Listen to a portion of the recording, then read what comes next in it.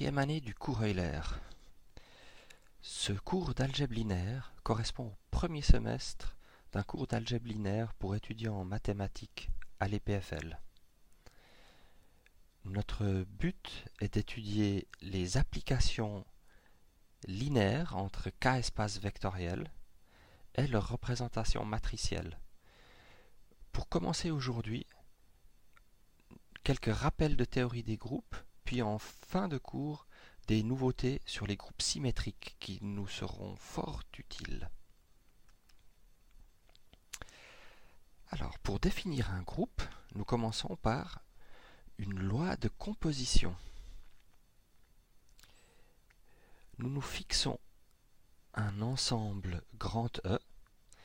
Une loi de composition est une application qui associe à toute paire d'éléments X et Y dans cet ensemble grand E un troisième élément noté X.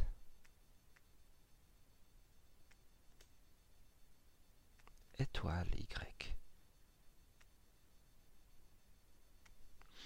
Dans grand E.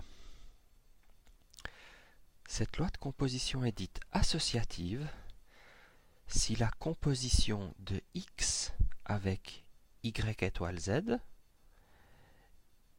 est exactement le même élément que la composition de X étoile Y avec Z. Dans ce cas, si la loi de composition est associative et donc que le parenthésage n'a aucune importance, on note simplement X étoile Y étoile Z cet élément puisque les parenthèses sont superflues.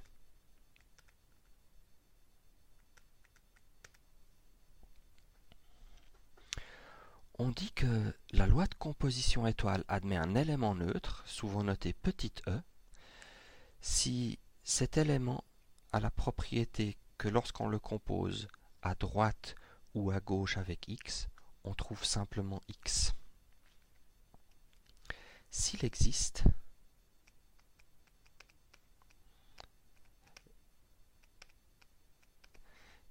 l'élément neutre est unique. C'est quelque chose que nous avons vu l'année passée. C'est une jolie petite preuve que vous pouvez retrouver vous-même ou retrouver dans votre cours si nécessaire.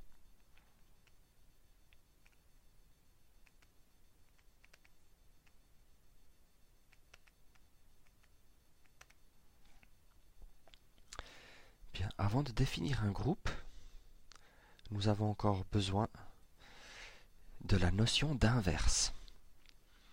Un élément x est inversible à gauche s'il existe un élément y qui a la propriété que y étoile x égale à e.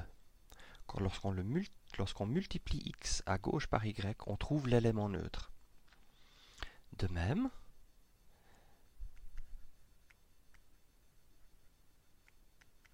x est inversible à droite cette fois.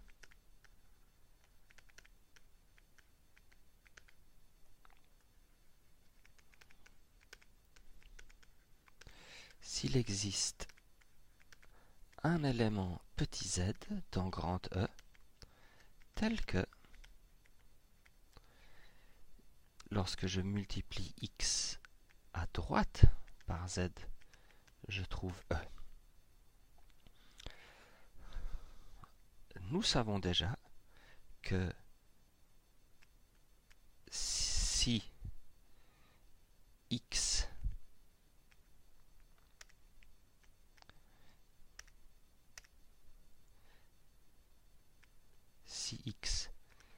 est inversible à droite et à gauche,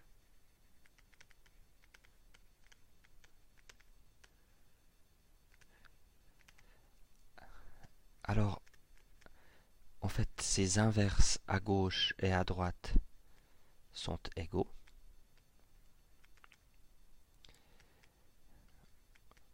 On note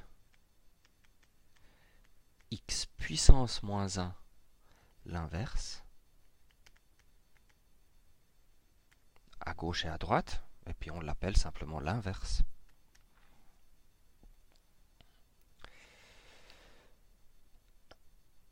Nous sommes prêts pour la définition de groupe. Un groupe est un ensemble G muni d'une loi de composition associative qui admet un élément neutre et pour laquelle tout élément est inversible. Si ce groupe a encore la propriété supplémentaire que x étoile y égale à y étoile x, l'ordre dans lequel on multiplie les éléments n'a pas d'importance, alors on dit que le groupe est commutatif ou abélien.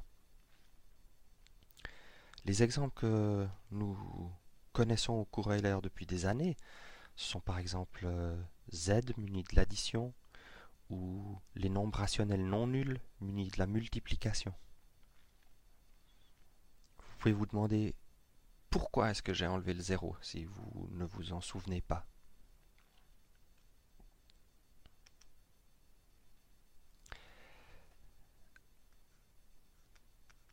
Il y a d'autres exemples importants de groupes et nous en verrons tout au long de cette leçon.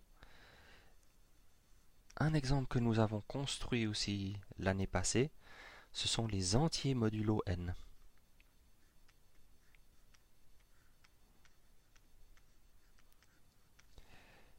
Donc c'est l'ensemble des classes d'équivalence de congruence modulo n. Nous avons vu que cet ensemble est constitué de n classes, la classe de 0, la classe de 1, etc. jusqu'à la classe de n-1. Et on peut interpréter ces classes comme tous les restes possibles de la division modulo n.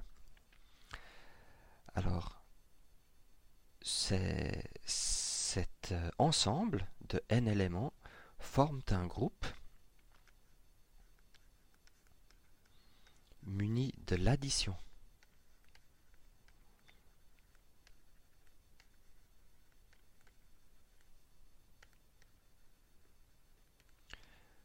Et l'addition est définie en utilisant l'addition de nombres entiers.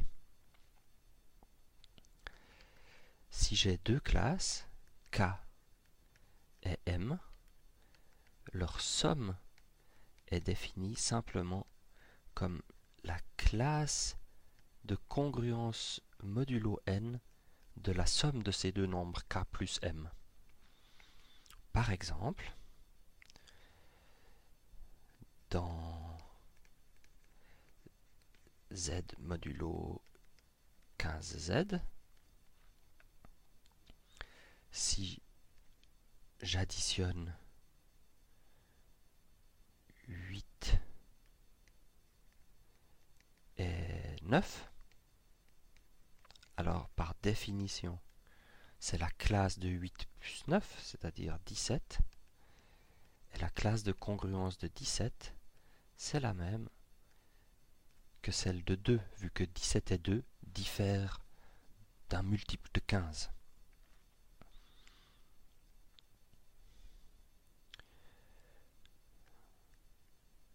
Ou encore, si j'additionne 14 et 14, on trouverait la classe de 28, mais on voit aussi que 14 c'est la classe de moins 1,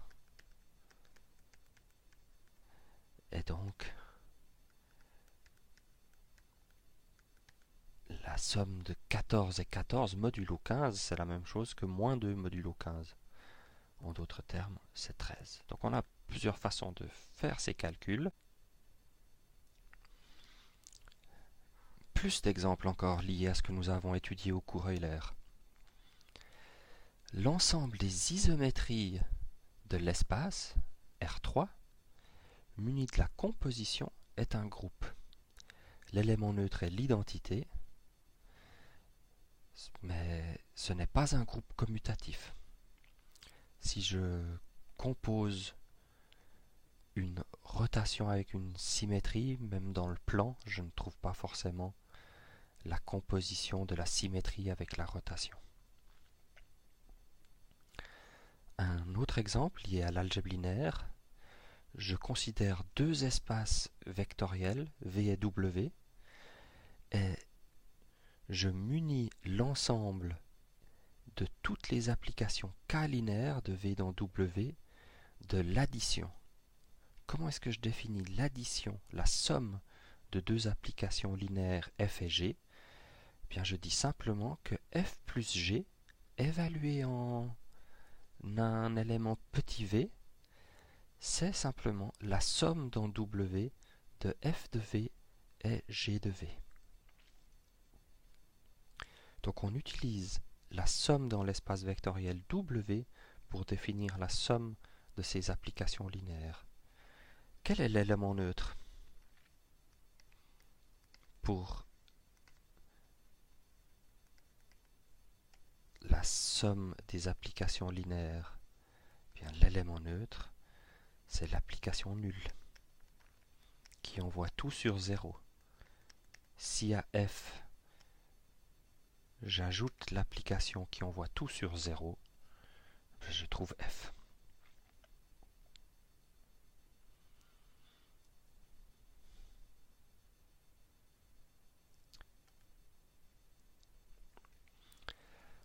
Voilà, nous passons maintenant à la notion de sous-groupe. Donc on se donne un groupe G avec une loi de composition étoile.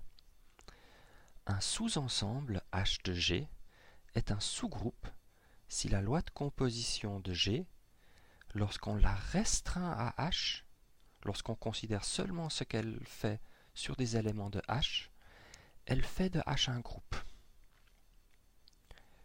Alors, dans la pratique, ça aussi nous l'avons déjà vu l'année passée, pour vérifier qu'un sous-ensemble est un groupe, il suffit de vérifier deux choses, à condition que ce sous-ensemble soit non vide. S'il est vide, il n'est pas possible que ce soit un groupe, parce qu'il ne pourrait pas y avoir d'éléments neutres. Donc si H est un sous-ensemble non vide de G, il suffit de vérifier que le produit de deux éléments de H se trouve dans H, et que l'inverse de chaque élément de H se trouve dans H.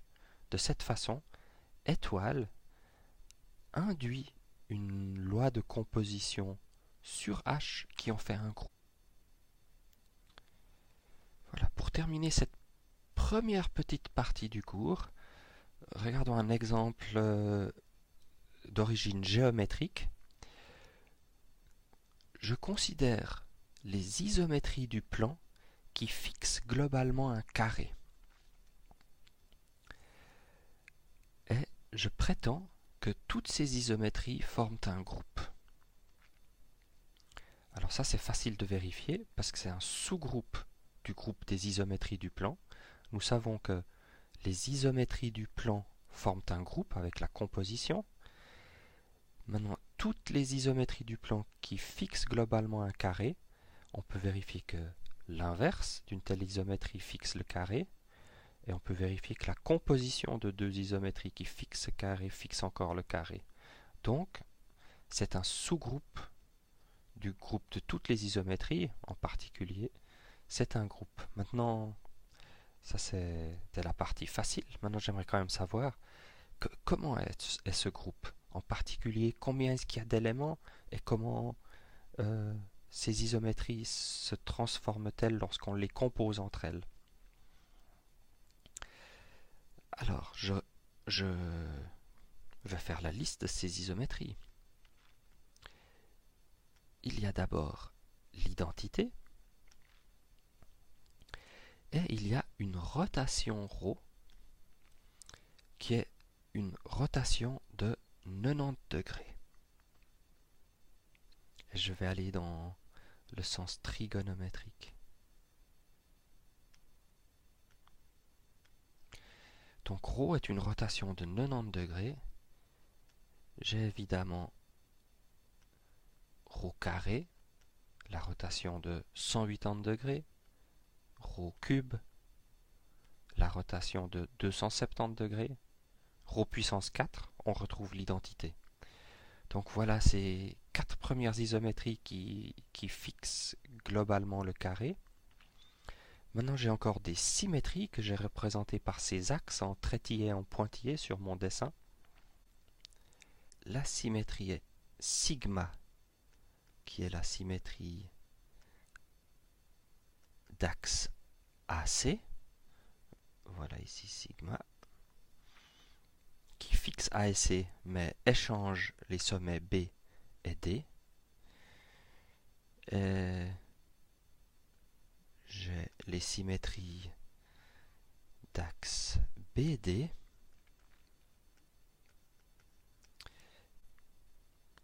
Je vais encore appeler tau la symétrie d'axe trétillé qui échange C et D et B et A. Et enfin, phi, la dernière, qui échange A et D et B et C. Donc de cette façon, j'ai fait toute la liste des isométries qui fixent globalement le carré. Alors, on va faire quelques petits calculs pour voir qu'est-ce qui se passe quand on compose ces isométries entre elles. Par exemple, j'aimerais comprendre qui est ρ rond sigma et qui est sigma rond ρ.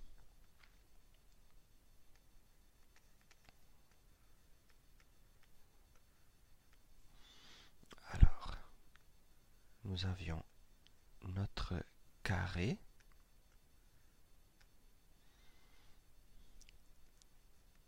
Les sommets A, B, C et D. Et la symétrie sigma est la symétrie d'axe AC. Ρ est la rotation de 90 degrés. Calculons donc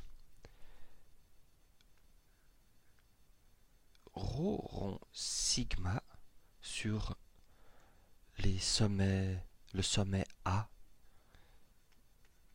de notre carré. Sigma étant la symétrie d'axe AC, elle fixe A. Ρ rond sigma de A, c'est ρ de sigma de A, mais sigma de A, c'est A. Donc, c'est la même chose que ρ de A. Ρ étant une rotation de 90 degrés de pi sur 2 dans le sens trigonométrique, A est envoyé sur D. Remarquons que puisque ρ rond sigma est aussi une symétrie axiale et qu'elle envoie A sur D, j'en conclus que ρ rond sigma c'est la symétrie dont l'axe était indiqué en trétillé sur la page précédente, c'est-à-dire tau. Alors, ceci était notre premier calcul. Quant à notre deuxième calcul, sigma rond ρ de A, c'est la même chose que sigma de ρ de A. Ρ de A, nous l'avons déjà vu, c'est notre sommet D. Et enfin, sigma de D, puisque sigma est la symétrie d'axe AC et l'échange D et B, nous remarquons que sigma rond ρ envoie le point A sur le point B. Nous en concluons que sigma rond ρ, c'est notre symétrie axiale phi.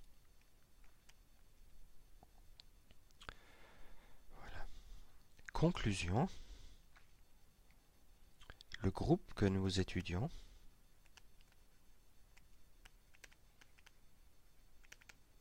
des isométries qui fixent un carré s'appelle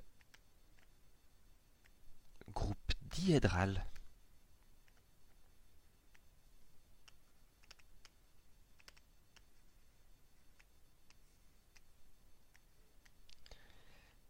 D'ordre 8.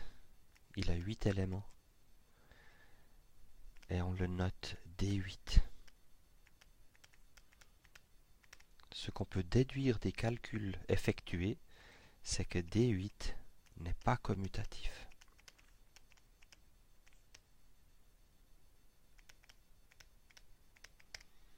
Voilà, ça va terminer cette première partie du cours.